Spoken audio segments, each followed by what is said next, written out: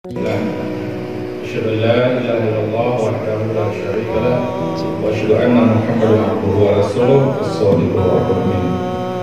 اللهم صل على محمد وعلى آل محمد أعوذ بالله من الشيطان الرجيم. بسم الله الرحمن الرحيم. يا أيها الذين آمنوا استعينوا بالصبر والصلاة إن الله مع الصابرين. وقال لنا بسم الله الرحمن الرحيم. قل آمنت بالله ثم استقيم. Sadaqallahu adzim wa sadaqal karim. Alhamdulillah, tiada kata yang paling indah yang kita ucapkan di subuh yang mulia ini, yaitu selain bersyukur kepada Allah atas segala nikmat Allah yang diberikan kepada kita. Alhamdulillah, benar rasa syukurlah untuk memberikan semangat pada kita untuk dapat menghadiri majelis-majelis atau rumah-rumah Allah untuk beribadah kepadanya. Tanpa rasa syukur maka akan berakhir dengan kekufuran kepada Allah. Kalau sudah kita kufur, jadi gimana pun cara sebanyak apa ibadah kita, maka tidak akan diberikan oleh Allah sebagai imbalan seperti halnya orang yang bersyukur.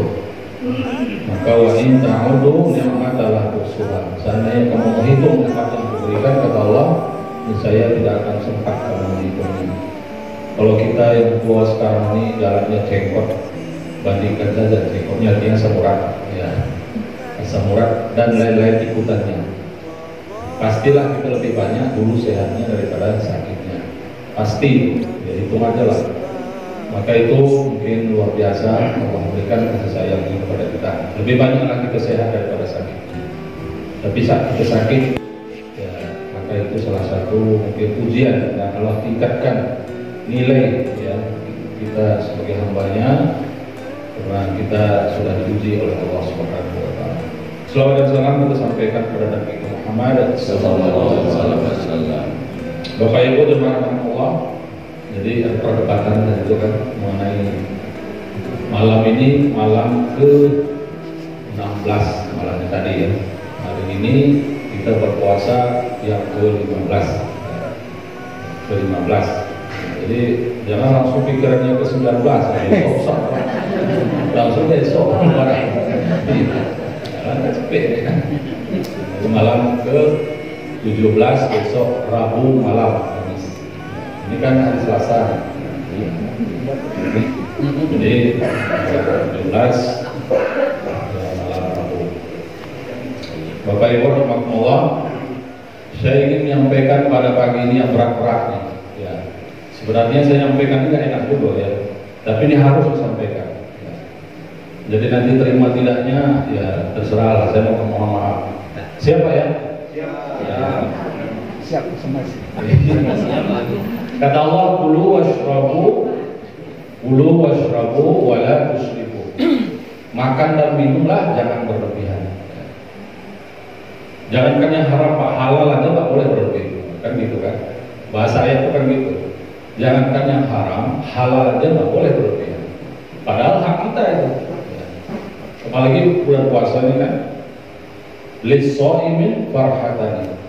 Dua kenikmatan yang dirasakan oleh orang puasa, nikmat saat kebahagiaan maksudnya. Dua kebahagiaan yang dirasakan oleh orang berpuasa, bahagia di saat berbuka dan bahagia di saat bertemu dengan Allah.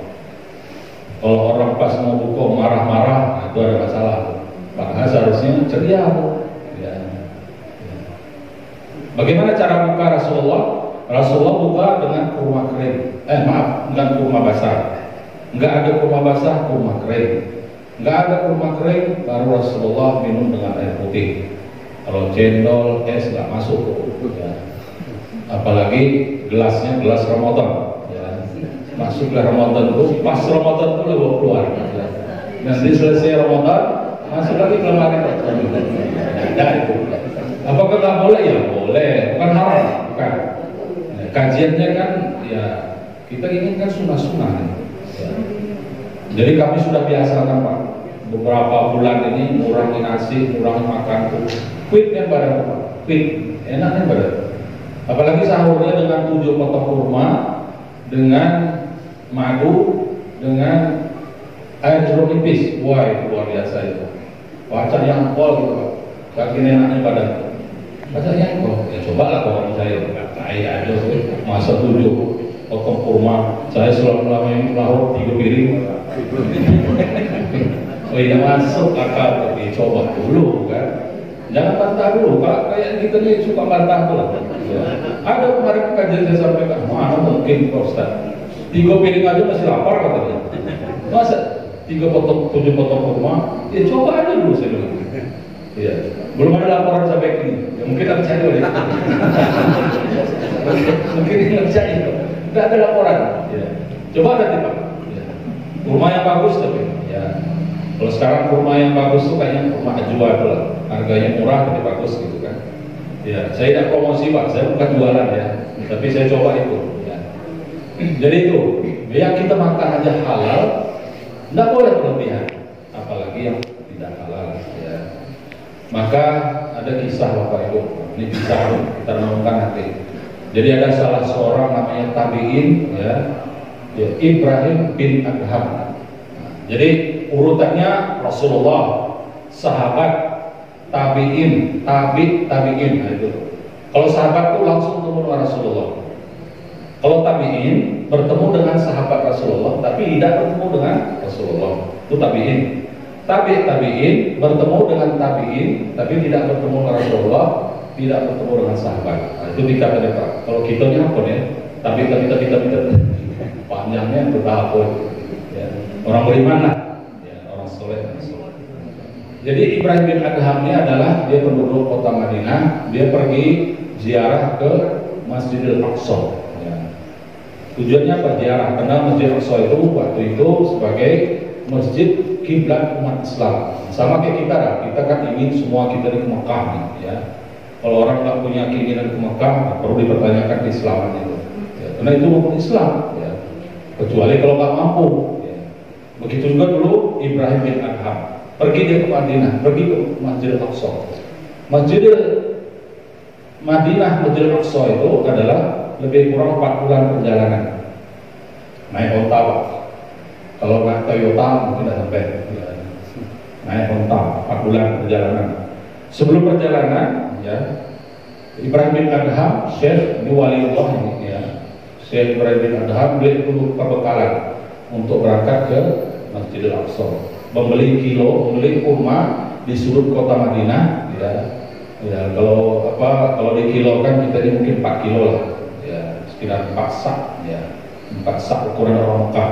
Ya, 4 kilo. Jadi dalam 4 kilo itu ya, jatuh satu di tempat itu dan tidak masuk di 4 kilo itu, dimakan oleh beliau, ya, dimakan oleh Ibrahim bin Adham. Biasa lah kita ini kan, ya mau beli buku bawa cicip ya, satu cicip tapi semenggam ambilnya. Biasa lah kan. Ternyata dari dulu sudah ada itu. Cicip ya, cicip sebelum-gaman. Jadi ya dari dulu sampai terusnya mungkin ada seperti itu. Dalam perjalanan Bapak Ibu sampai di Masjidil Aqsa, ya. Biasanya Ibrahim bin Adham ini dia duduk di mihrab, ya salah satu Masjidil Aqsa itu sampai sekarang masih ada, ya tempat yang diijabah oleh Allah doa-doa kita. Jadi ketika kita berdoa di situ cepat atau lambat insya Allah Allah akan kabulkan. Ya. Jadi beliau ini hampir setiap doa beliau itu dikabul oleh Allah. Ya. Walaupun beliau doanya dikabul oleh Allah, tidak seperti kita, tidak doa gosok-gosok. Kalau kita andaikan doa kita dikabul terus, kalau minta kita emas gunung, ya kan? Tapi beliau tidak, ya. Hidup yang sederhana, hidup yang secukupnya. Jadi saat beliau berdoa kepada Allah, ya maka dengan sayup-sayup beliau dengarlah bisikan 2 orang malaikat. Kata satu malaikat tadi, ya wahai saudaraku, itulah namanya waliullah Syekh Ibrahim bin Adham. Ya, setiap doanya dikabul oleh Allah. Kata malaikat yang satu. Malaikat satu lagi ngomong, ya, wih itu dulu, ya dikabulkan oleh Allah setiap doanya. Tapi ketika dia sudah makan ya, sebiji kurma di Madinah, pasar dia beli kurma, tidak lagi doanya diterima. Ya. Ya, Bapak Ibu, jadi Ibrahim bin Adham kayak ya disambar petir di siang bolong, kaget nih, ya. Kapan dia makan kurma? Padahal yang dibelinya sudah ditentukan, ya. Itu dulu kata satu malaikat. Itu dulu di saat dia belum memakan kurma yang jatuh yang pernah dibelinya sebutir. Ya. Sejak itu doanya tidak terima.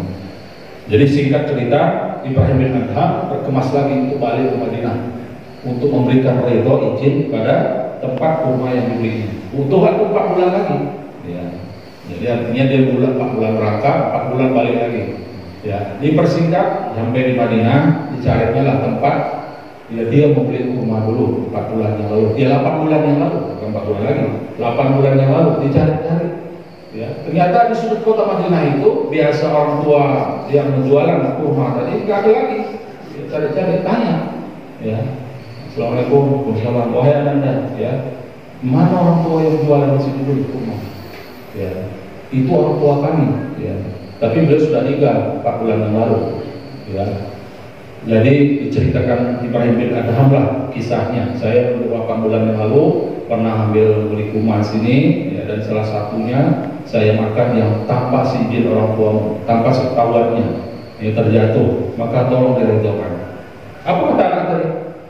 Wahai ayahanda, ya, karena kurma ini usaha orang tua kami, ini bukan saya sendiri, ini orang usaha keluarga. Ya, kami punya saudara 12 orang. Ya, kalau saya ridhokan. Ya, tapi yang lain saya nggak tahu, silakan. Ya, dihubungi ke 11 orang. Ya, subhanallah. Ya. 11 orangnya ditemui oleh beliau. Ya, satu butuh waktu yang lama. Ya. Ketemu semuanya, diridhokan sebutir kurma. Ya, dengan perasaan yang sudah lega, ya, sudah meminta maaf dan mengizinkan ya kurma yang pernah dimakannya selama 8 bulan yang lalu. Berangkat lagi beliau ke Masjidil Aqsa. Ya, ternyata orang dulu itu luar biasa. Dia semangatnya untuk beramal hanya di Masjid Aqsa. Ya, butuh waktu 4 bulan dalam perjalanan. Ya, kalau Pak Turman dari ujung situ ke sini nggak datang, ya itu lawan Pak Turman. Ya, hanya sudah itu. Kenapa Pak Turman ini kawan saya lama nih? Ya. Jadi begitu dia berdoa ke salah satu mihrab di Masjid Aqsa, ya, maka didengar beliau lagi, ya, perbincangan 2 malaikat tadi bahwa doanya sudah diterima oleh Allah sejak keluarga kurma yang dimakan tadi meridhokan. Ya, Bapak Ibu rahmatullah, apa kira-kira kita ambil pelajaran? Ya, sebutir kurma, kira-kira berapa Pak? Sebutir kurma. Kalau kita izin mungkin nggak usah beli kan? Ya, diizinkan orang. Tapi masalahnya ini nggak izinin. Ya. Itu Pak. Ya, sehingga seorang waliullah, ya, berdoa tidak dikabul. Ya. Hanya dengan sebutir kurma. Ya. Alhamdulillah. Makanya saya bilang tadi saya nggak enak ini. Timbul bertanya, wah, apa mungkin sekarang lagi itu? Sekarang kan zamannya halal haram hantam. Ya. Sebutir kurma berapa lah? Ya. Ini yang tahu jawabannya kita sendiri Pak, bukan saya nih. Ya, kalau kita mungkin doa-doa kita, anak kita bermasalah, keluarga bermasalah, ya, atau doa-doa kita sudah luar biasa, belum diterima oleh Allah, hajat kita. Nah, kalau ada masalah, ya, kalau ada masalah di tubuh kita ini, gimana solusinya? Solusinya di mana nih? Ya, kita balikkan Pak. Ya. Kalau kita sesuatu yang bukan hak kita ambil, harus balikkan. Ya. Harus dibalikkan, ya. Tidak ada cara lain, ya, kembalikan. Ya. Kalau masih hidup orangnya udah kita maksimal mencarinya, ya, mungkin kita diinfakkan ke Baitul Mal atas nama yang punya. Itu sudah maksimal, kita cari yang punya. Ya. Jadi ini Bapak Ibu rahmatullah, mungkin inilah kondisi kita, ya, di setiap kesempatan terkadang peluangnya ada dengan kita yang bukan hak kita. Maka di bulan Ramadan ini Allah berikan bentangan kepada kita bahwa yang halal saja tidak boleh berlebihan seperti kami sampaikan tadi, apalagi yang bukan menjadi milik kita. Maka mari kita untuk mengintrospeksi diri kita sehingga kiranya doa-doa kita diijabah oleh Allah. Ya, doa kita diijabah. Ya, karena doa itu bukan doa mukhul ibadah. Doa itu otaknya ibadah.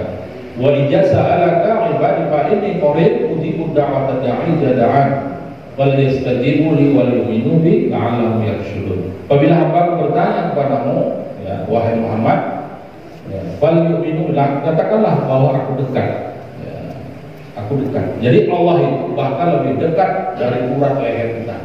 Jadi Allah itu sebenarnya dekat sekali dengan kita. Ya. Jadi kalau sudah bersih jiwa kita, bersih apa yang kita konsumsi ke tubuh kita ini, sebenarnya doa kita itu udah jauh-jauh dari kita. Ya, Allah kabul.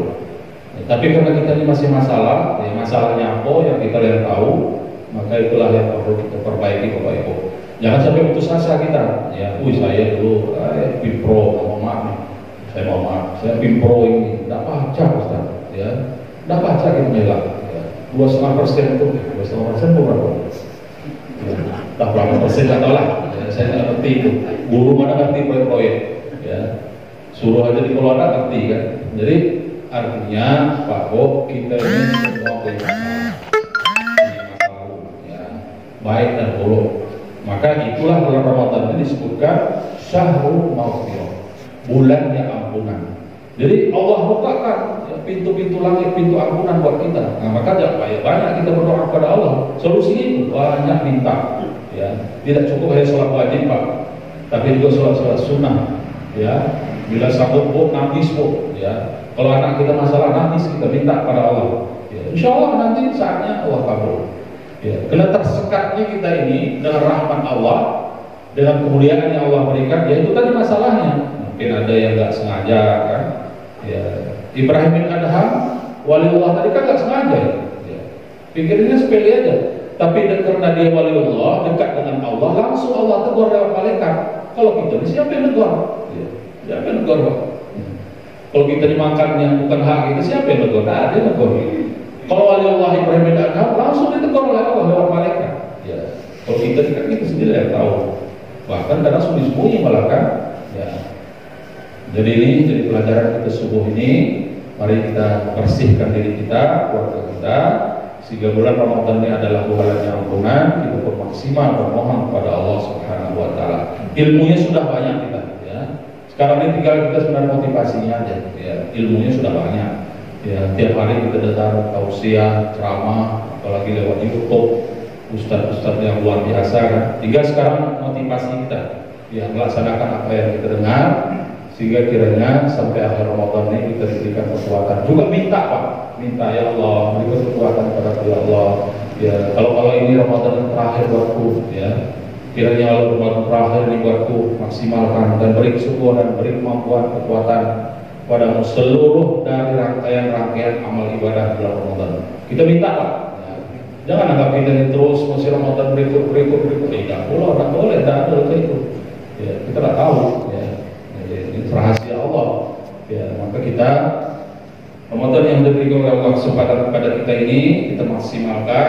Kita kalau istilah orang milenial sekarang gas full, ya, full kan gas. Kalau malam ini malam yang ke-16 mestinya sudah 16 juz, ya, baca Al-Quran ini. Kalau kita memang sudah maksimal, ya, doa-doa kita, infak kita, ya, sedekah kita, jadi kita maksimalkan. Kalau orang yang sudah merasa terakhir in time ketika dia beramal, maka dia harus maksimal, ya. Maka kita tanamkan masing-masing di jiwa kita. Jadi inilah Pak yang perlu kami sampaikan. Ini mohon maaf sekali lagi, ini harus saya sampaikan supaya kita selamat dari hal-hal yang kita anggap sederhana, tapi justru kita memberatkan kita sendiri dan terhalang doa-doa kita kepada Allah Subhanahu Wa Taala.